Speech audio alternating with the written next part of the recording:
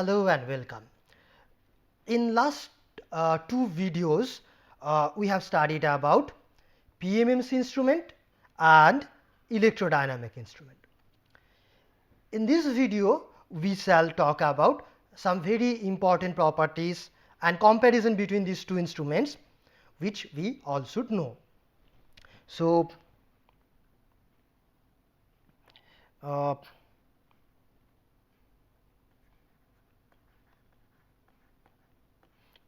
important properties of PMMC and electrodynamic instruments.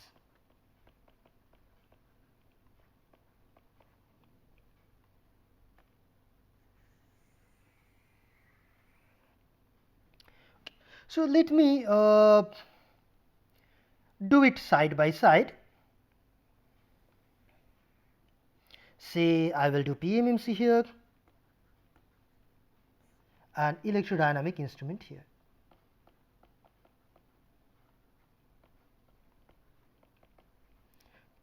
Okay. This is also called dynamometer type instrument. Just for your knowledge, this is also called dynamometer type instrument. Okay. Now a quick recap. We have seen that PMMC instrument is made up of a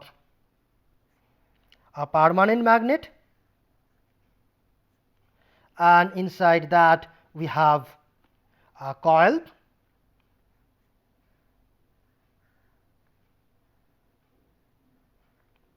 which carries the current to be measured.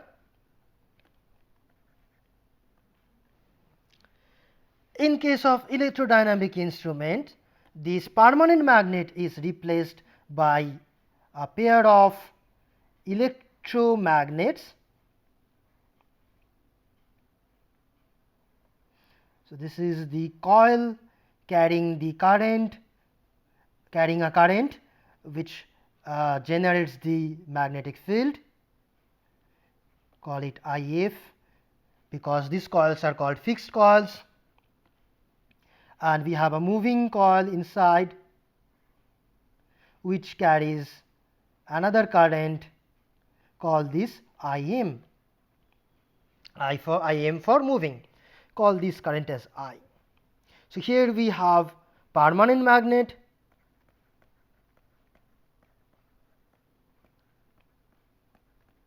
and here electromagnet.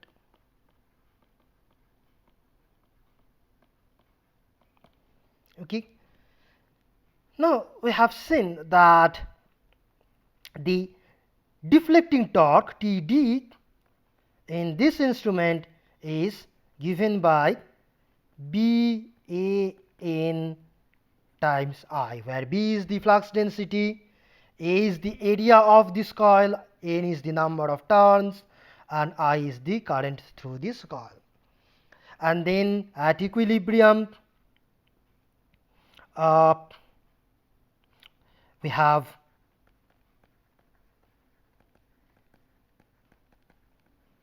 the controlling torque or spring torque Tc equal to Td, which means k theta is equal to BANI or theta is equal to BAN by k times I.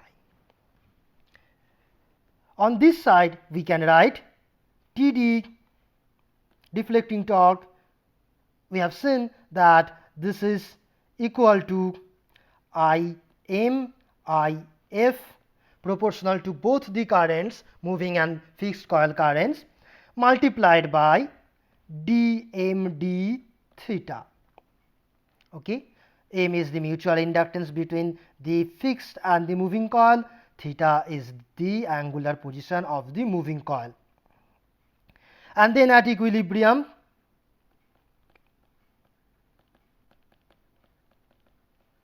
we have Tc equals Td. Once again, this always means two torques are opposite in direction and equal in magnitude, cancelling the effect of each other so that the coil doesn't move any further. And then we write k theta, spring constant times theta, is equal to Im if dm d theta. And we also have said that normally we can connect these two coils in series, like maybe like this.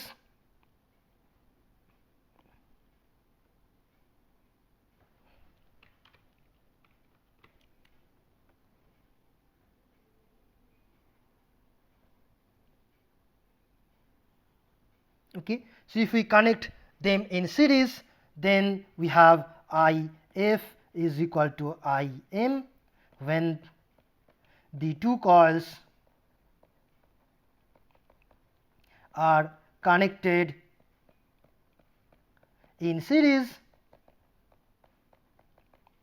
So we can write Im equal to If is equal to some current I, and in that case here we can write Td is equal to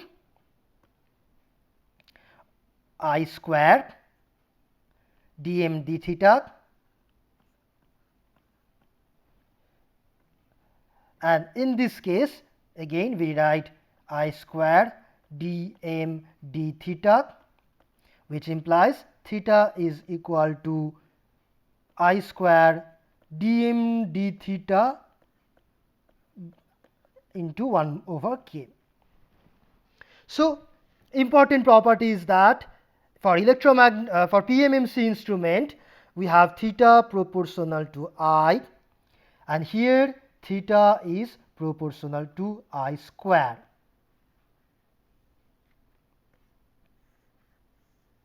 Okay, so therefore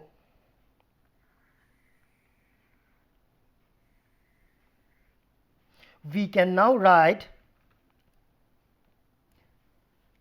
that, so for this instrument we can write the direction of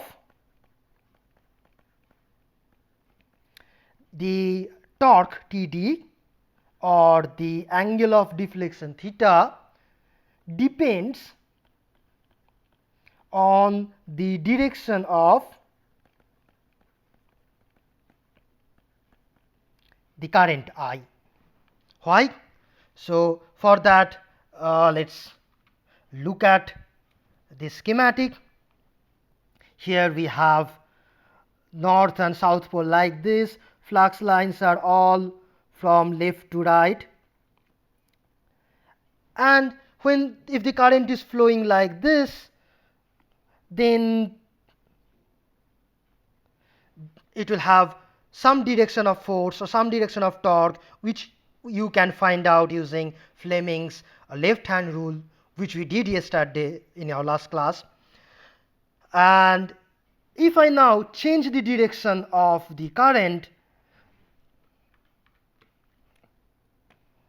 then we will immediately see that the direction of torque and force will get reversed. Okay, so in this case the direction of the torque and force depends on the direction of the current. Also, this expression theta proportional to I and the fact that Td is also proportional to I,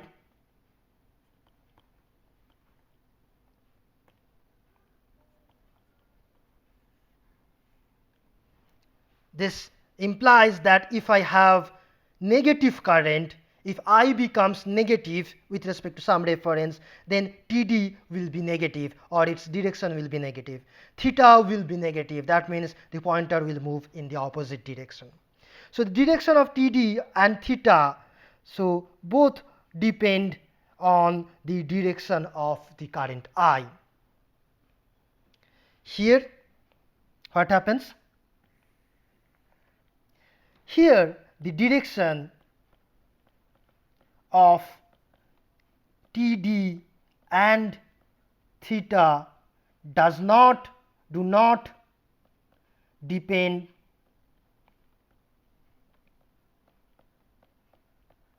on the direction of current.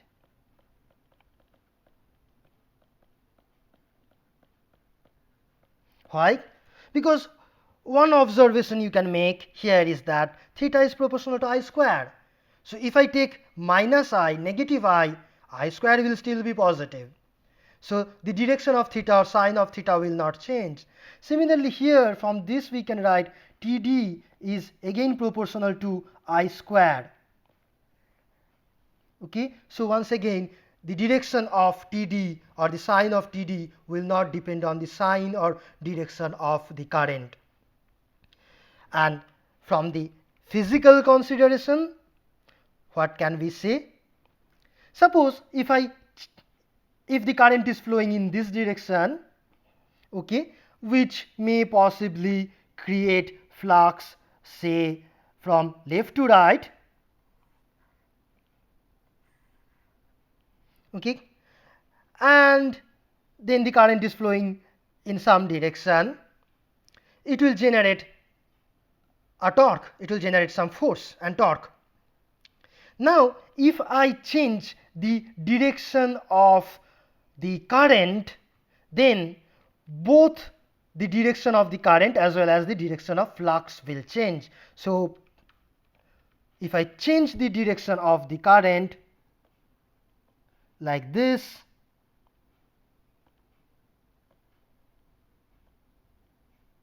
then the flux will also get reversed.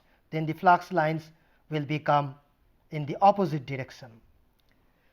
Now if you apply Fleming's left hand rule, the flux lines are reversed, the current is reversed. So torque will, and so the force will remain in the same direction, and therefore the torque will remain in the same direction.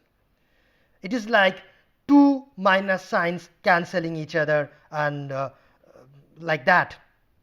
Okay, so the direction of Td and theta do not depend on the direction of the current. Now the next question is, what will happen if what happens if I apply AC current?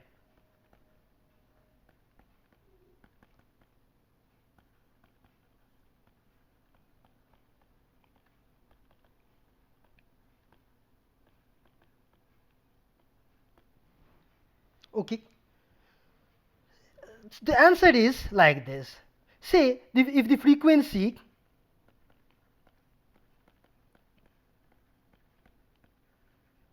of I is very low, say like 0.1 hertz or even lower, so that means one oscillation in every 10 seconds. Okay, so every 10 seconds the direction of the current is reversed. So what will happen?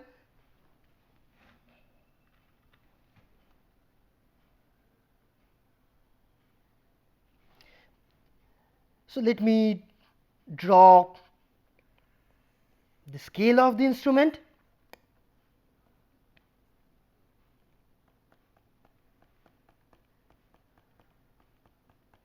And I have a pointer. So every 10 seconds the direction of the current is reversed. Okay, so I would like to go to the overhead camera now. Yeah, so now what will happen? The pointer will change its direction every 10 seconds, like first positive current, so the pointer goes towards the positive value, then it comes back to 0 and again to the negative side, comes back again to 0 and to positive side, and so on. So this way it will oscillate between positive and negative value. So the conclusion is that if the frequency is low, is very low, then the pointer oscillates.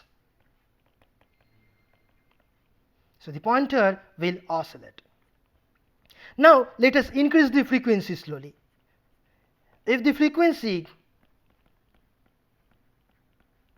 is high, maybe as high as power frequency 50 hertz, So 50 oscillations per second, what will happen? So let us see what happens if we increase the frequency. So for low frequency, the pointers moves like this: positive, 0, negative, 0, positive, 0. Now I increase the frequency: positive 0, negative 0, positive 0, negative 0, positive 0, negative 0, like that. But at the same time, the amount of oscillation or the amplitude of oscillation will be reduced, because due to inertia, in a smaller time it cannot go for too much. So if the frequency is increased, it is getting smaller time, less time to move, so the amplitude will be decreased. So this will work like this: for low frequency, plus 0, minus 0; for higher frequency, plus 0, minus 0, plus 0, minus 0, so with small oscillation. And at very high frequency, plus 0, minus 0, plus 0, minus 0, plus 0, minus 0, only a small vibration we can see. And if the frequency is even higher, the vibration will be invisible, unobservable. Okay? Then the pointer will stay at some average position. And the average position for pure AC current is 0. So the pointer will stay at 0 position. It will not move at all. So once again, for low frequency, it will oscillate plus 0, minus, like that.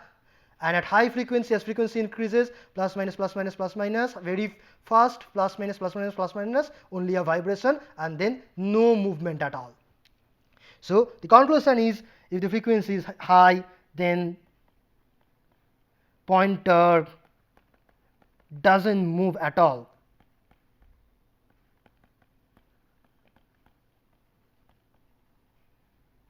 So it stays at 0 value, or indicates 0 value. Now same thing, what will happen for electrodynamic instrument? For electrodynamic instrument, we know that the direction of pointer movement does not depend on the direction of the current. In this case, if this is my 0 position, then one side may indicate plus current, maybe say 10 ampere, another side will indicate minus 10 ampere. For electrodynamic instrument, the pointer can move only in one direction, because for both positive and negative value of I, theta is always positive. So in this instrument, we will always have 0 value on one extreme, like this is 0 ampere, and then this side will be a higher value. And we also know that theta is proportional to I squared. Therefore, if this angle denotes 1 ampere, then for 2 ampere current, theta will be 4 times. Okay, so theta will be 4 times. So if this is 1 ampere, then 2, 3, 4. So this will be 2 ampere, like, and so on. So the scale is non-uniform.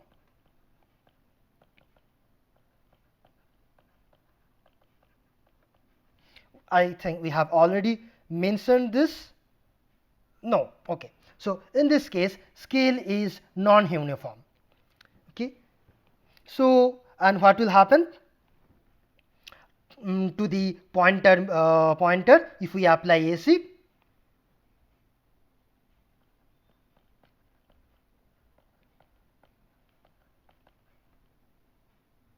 If frequency is low, then of course the pointer will once again move from 0 to positive, and then comes back to 0. Then current becomes negative, but the pointer will go towards the positive. So current minus, pointer towards the right side. So the motion will be like 0 plus 0 minus, 0 plus 0 minus. And if frequency increases, then the amplitude will be reduced, because it will not have enough time to move very far. So as frequency increases, it will be like 0 plus 0 minus 0 plus 0 minus 0 plus 0 minus, like that, and the amplitude will decrease slowly. At very high frequency, it will only oscillate, it will only vibrate. At even higher frequency, the vibration will be invisible, and the pointer will stay at some average position. Okay, so the conclusion will be, if frequency is low, pointer oscillates, and if frequency is high, then pointer stays steadily at an average position.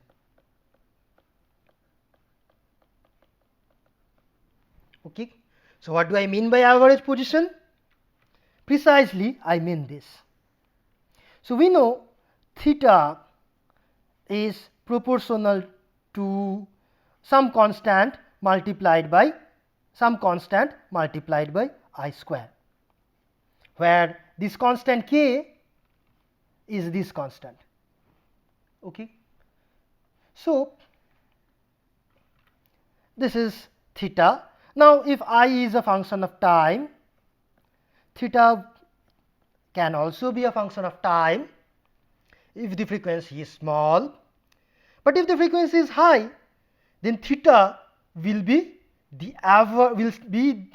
average of this. So at high frequency,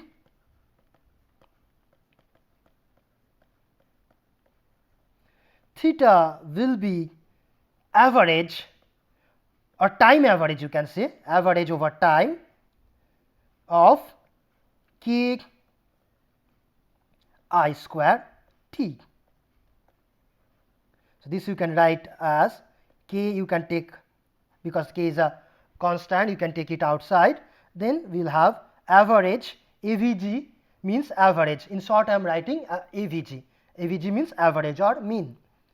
Average over time I square t. Now what is this quantity? You must have studied this earlier.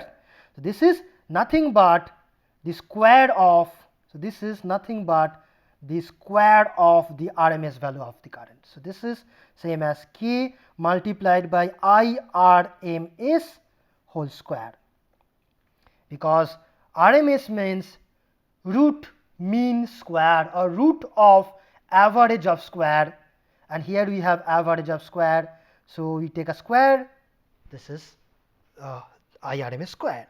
So therefore this meter indicates RMS value.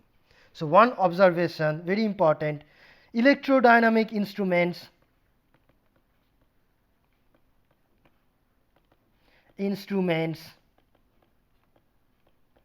indicate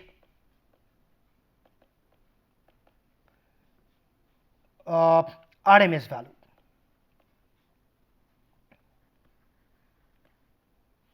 So this is very important to know.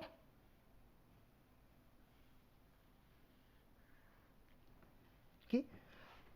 On this side we can write PMMC instruments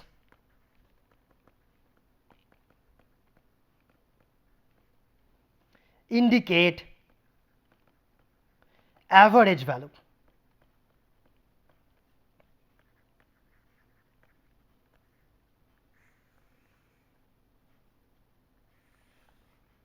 Why? We can do we can give a similar argument that we know in this case theta is some constant times I, where this constant is nothing but, you can go back and see that this is the constant BAN by k, which I am writing as a common constant k.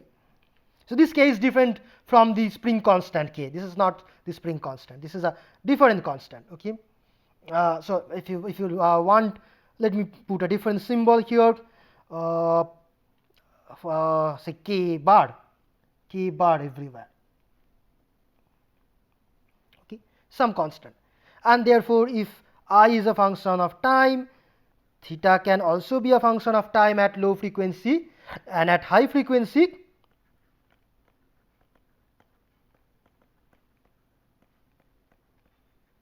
theta will be average over time of IT k. So this is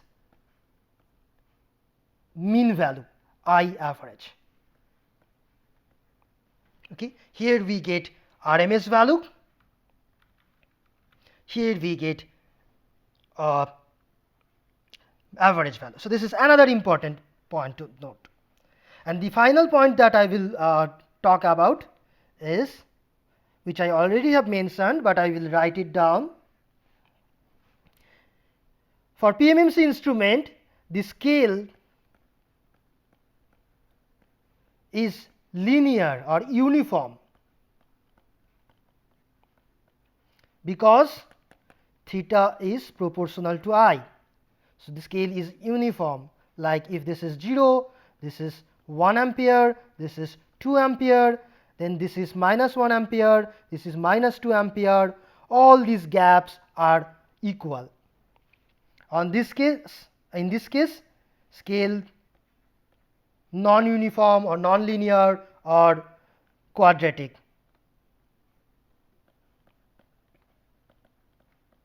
Because since theta is proportional to I square. So we already have mentioned, if this is 0 ampere, this is 1 ampere, 2 ampere will be further here, 3 ampere maybe will be quite far somewhere here, and so on. Okay. So thank you for watching. We will continue in the next video.